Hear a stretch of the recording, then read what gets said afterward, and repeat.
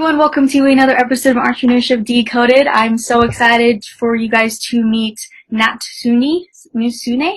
Natsune. That's so beautiful name. But I'm just so excited to introduce you guys to her because she's just killing the game here. She's the author of the Game of Self Domination, the host of Lifeupeducationtv, and she has just been, dominating it ever since she was young. She helped dozens of CEOs and young startup founders skyrocket their success. So she has a lot of advice and just great stories to tell us today. So I'm so excited to just introduce her. So how are you doing?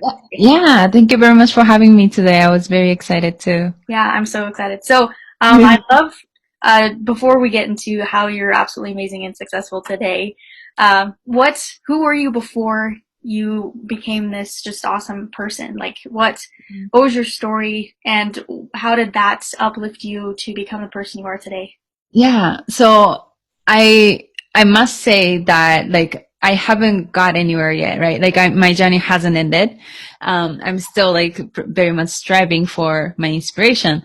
But to kind of start, I was just, well, basically, I kind of said this on my bio as well. I was a high school student here in Japan. I was born and raised in Japan, and I was almost kicked out student in Japan. I was such a failure. Everybody told me I was a failure. And basically I was this very frustrated kid who didn't know who she was. I was looking for my identity, and I knew that I was special. I knew that I meant to do something greater than what the society was telling me, which was basically to fail at society, right? So I decided to move away, and I lived abroad after my high school, and I basically built up my life multiple times in different cities in a foreign country, with no connection, no money, nothing whatsoever. And I kind of overcame that by, completely just starting your life from bottom up. And it really made me strong. And then it made me who I am today. But just to come back to your question, I think before I started my journey, I was just, one of this frustrated kid who was just really, trying really hard to find who she was. Yeah, completely. I think every successful person, entrepreneur, business leader has that internal struggle, something that they're not perfect. We're all normal, and there's normal people doing amazing things. So I think we all just start out that way, and it just takes resilience to decide if we want more, like you did. You knew you were better than what your society told you. So that's awesome. You were able to just go out and, kill it. So, so looking at kind of what I was going to ask you, so when you said that you kind of had your internal motivation, what were the specific events or experiences or people that helped helps motivate you through those difficult times? I think that when I think this is common to every young people like us. I think I always had this responsibility and a burning desire that I needed to be more, But now I'm kind of setting my benchmark to longer term, that I'm capable of looking at my journey more from a long-term perspective, that I don't necessarily have this pressure anymore. But to come back to your question, I always had this internal pressure of I needed to perform, I needed to prove my worth or whatever, especially because I was labeled as someone who was supposed to be failure in the society. I felt I just needed to show my worth to them, and I think that also has to do with the fact that I was born and raised in Japanese education system, where everything is just black and white, and you can't really have your own opinion. You can't really having your own idea is not very valued in the education system here, particularly. So, I really struggle with that, and I just couldn't let that to be my label. Like, I just couldn't let that society to call me like, see, I told you you're going to be failure. Like, I really needed to like get that out of my system. So that was my strong motivation. Um, so really, like, yeah, it was like my force really kept me going through this journey. But once again, like I said, now I'm slightly becoming more long-term perspective. Like, I'm in for the marathon. I'm not in for sprint anymore. That my driver doesn't necessarily come from the same place. Now I don't feel the need of like wanting to prove someone else to succeed, but it comes from much more like an internal place, much more like a peaceful place. That I'm just meeting who I am. Like, now I know that I know who I am. Like, I have my great self-awareness of who I want to be, who I am. That when I just try to be myself, that's just becomes like a natural act of me wanting to be a better person. And then as a result, I strive for better success. And that's kind of where my motivation switched from wanting to show the world, like, I'm worth it or whatever, to kind of like, now I focus a lot more on building something meaningful. And this is also why, once again, like, when I meet hard times, or when I struggle with money, when I struggle with whatever, right? I really don't feel the need of like having to perform right now.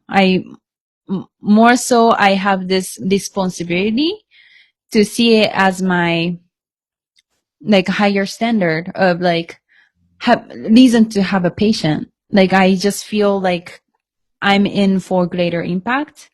I'm not like, here to, make everything quick and then just get over with my life and then move on to my next thing.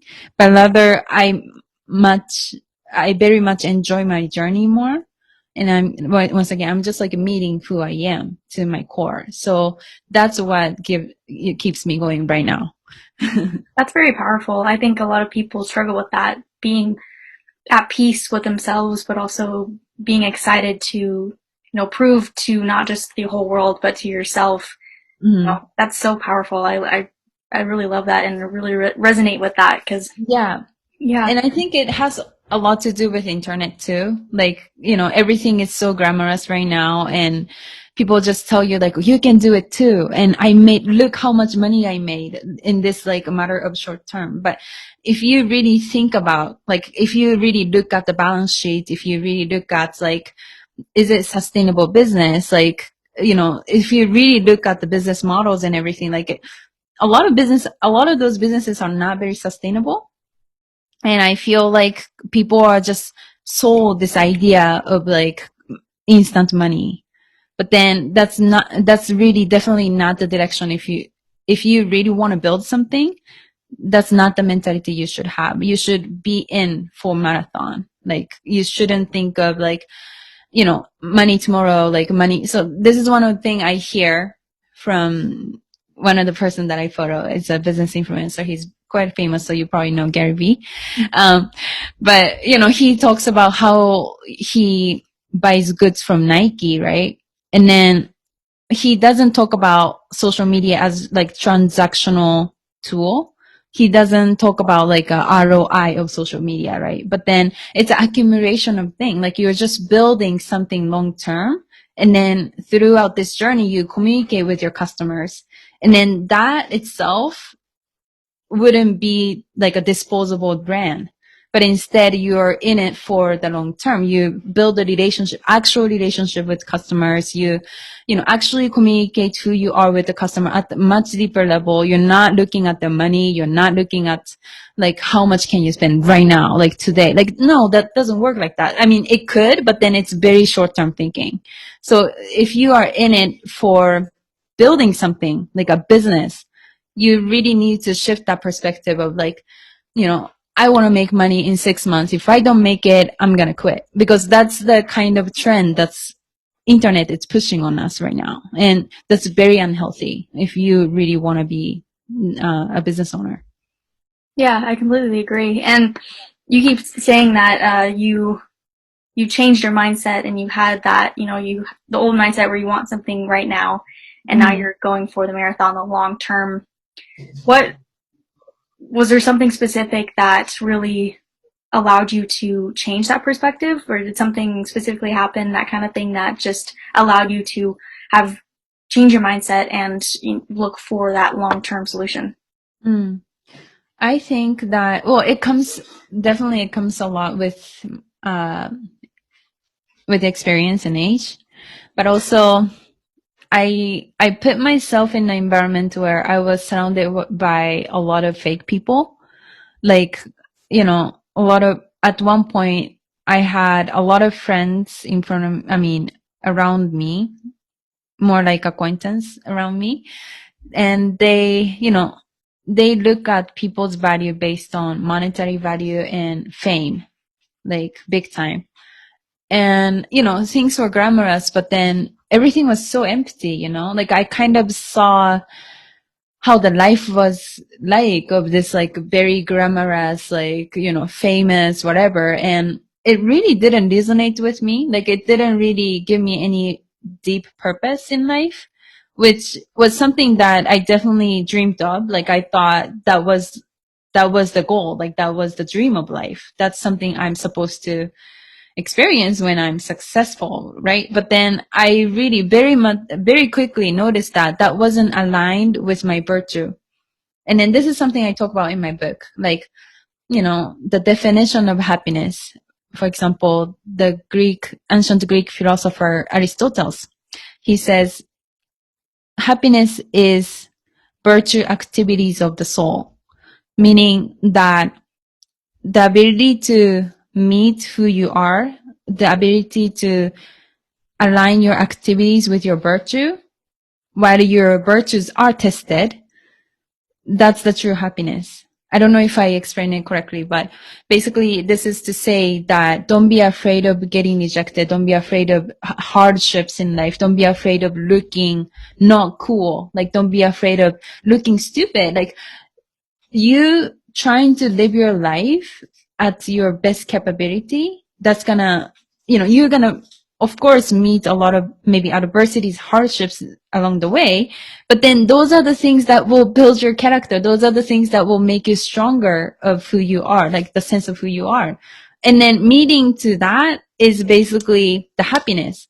Like you realizing who you are, you inventing of yourself of who you are through these adversities, through these failures. Like these are what we are in for life. No, that makes complete sense. Okay. Yeah, you've So, done that. that's something I learned from this lesson where, I was surrounded by what I thought was the picture of success, but then very quickly noticed that really it wasn't, the material things really didn't add to any more success, So I definitely had to dig deeper inside of myself to see like, what's that definition then for me now, And then I came up with this book as well. Yeah, so do you want to explain your book and exactly so like the three or four main things that you do today to really bring value to people? Yeah, so for book especially, so I wrote this book. It's called The Game of Self Domination. It's a mindset building tool. It's very practical, but it's also somewhat philosophical, very inspirational. What I include in this book is I include a mixture of inspirational story, like a real life stories, also philosophical questions, also practical exercises that people can do, academic studies. For example, some example would be like I talk about how reality is not really a reality and how realities are just hallucination backed by senses that like you can pretty much condition your brain to decide what your reality is, and then how that will actually affect your physiology and psychology, and how that is actually like a circulation, right, system. And then how that connects with the importance of visualization. That's just one other thing I talk about. I also talk about like a nonverbal behavior of confidence person, like a physiology wise. I talk about like hormone levels and stuff. What else? I talk about I talk about influential leaders, like what that means in the book.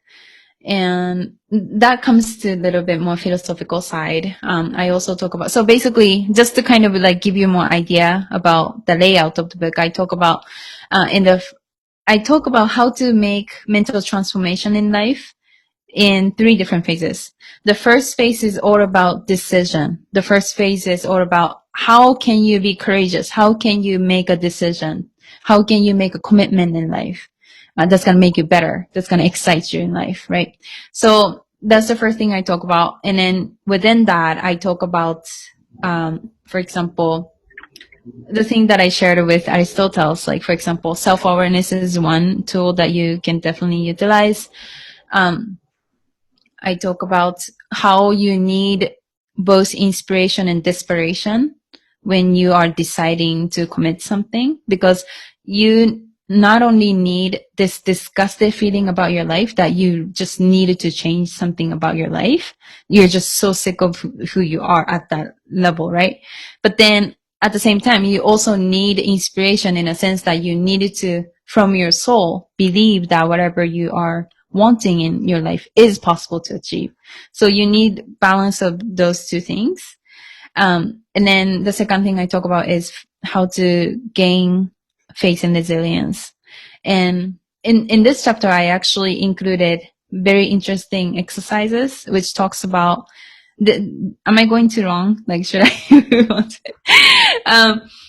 So in this exercise, I talk about this framework that people can use. It's a scoring system that they can use to organize their life. It's predicated on 5 different ideas. First one comes from famous Italian engineer. The second one comes from famous British economist. The third one comes from McKinsey, the MISI principle. It's a communication tool that this business consulting firm use as a corporate strategy. And then the fourth one comes from Toyota, the manufacturing system. It's another corporate strategy that company uses to increase effectiveness and efficiency in their business plan. And then the fifth one comes from the method that was used by 34th US president when he was deciding what tasks to complete in a day. He would use this matrix to decide which tasks to do, which tasks to not do, and stuff like this. So basically, my message here is that in order for you to keep your perseverance, you need to basically, in a weird word, I would say, like, manipulate your mind that you are actually achieving something. So seeing results is, dopamine that you need in order for you to get that, like, excitement going all the time. So part of that, I say, here is the framework that you can use in your daily life to achieve more efficiently and effectively. And then key of that includes how to communicate with yourself about your life in a very organized way. And then all these 5 concepts really pushes that concept of, like, how to be very organized in your life.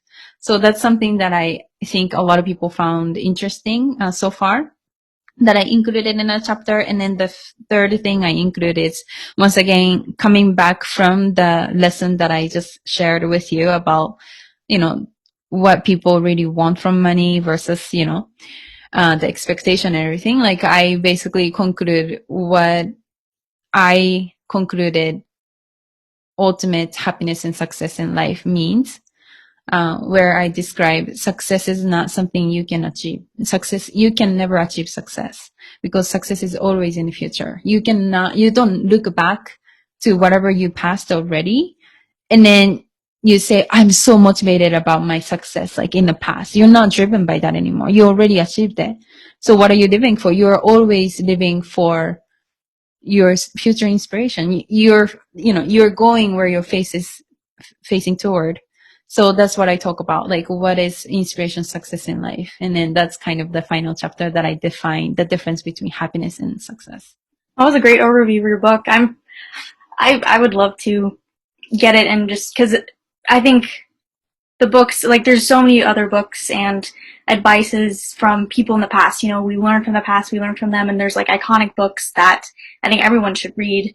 There's so many out there, actually, but I love how you are part of a generation or part of this world today that's still alive, and you are sharing your message through your book. And I hope that it'll become a legacy. I mean, today we're making history. We're showing people, the skills that we learned, and then even if it's like the same concepts that another person in another famous book said, everyone has a different perspective. So if you relay it in your perspective and you get like this whole other section of the world that actually gets it now, then that's amazing. So I think your book is really interesting. You hit all of these amazing topics. So that's amazing. So just to finalize everything you've learned, I feel like you have so much information and so much advice to give to people. But for those who are new entrepreneurs, who are new business leaders, or even have been in this game for a while and they feel like they're stuck in themselves or feel like they have an outward obstacle, what advice would you give them to just continue forward or see if this is actually for them? I think that they should have stopped faking. Like, I think that you are exactly where you should be in your business or in your life. Like, in general, you're exactly where you should be. And you don't have to show yourself bigger than who you are. And also vice versa. But the thing is, too many people are worrying about how they appear, like how accurate they appear, like, stuff like that. But then in reality, if you suck, you will fail. And if you're good, you're not going to fail. And then even if you fail, if you're smart, you're going to come back from the failure. Like, don't worry about failing. Like, just fail. That's it. Like, it's okay. You know what I mean? Like, if you're smart enough, you will always learn something from it. And actually, it's going to build your character. Like, it's a character building event. It's not even about, it's not even failure. Failure is never about person. Failure is always about event. So I really want to remind this to all the people who are hustling, because I think a lot of us are scared. Like, sometimes, we can be in our own head and then having this like very scary thought of like, oh, what if I fail? But then you should fail if you suck. But then once again, like, if you're smart enough, like, you still got time. Like, you're going to come back from it. Like, don't worry, Yeah, I think that's great advice. And I'm so glad I got to learn from you and share your story. And with everything is happening in the world, there's so many stereotypes and so many things going around with just different cultures. So I'm so glad I got to, introduce your culture. And even though it's like midnight in Japan right now, I think it's amazing that you took the time to come and share everything that you have today. So thank you so much. I love the passion and energy you have, even until late at night. So yeah, no, I was very happy to be on your show too. Like, I had a lot of fun. And yeah, so if anyone is listening or watching, Natsune, she is apparently giving out her free book. So if you guys took some inspiration, I know she kind of explained a lot in her book, but I think there's so much value from that. So much you can learn, and it's probably a book that you'll go through and read like 5 times to just get everything in there. But so if you guys want to message me or get in contact with Natsune, her information is down below. And if you guys want to get her free book or get a copy of a free book, then just get in contact with her, get in contact with me, and I'm sure that she would love to share her knowledge, share her wisdom with anyone who has the passion to learn from it. So yeah, it was great. I'm so excited to spread that and get out there. And then I'm so glad I got to share Natsune's story, and I hope you guys can go and get her book, because I bet it's amazing. So. Perfect. Yeah. Thank you very much for having me today. Yeah, thank you so much.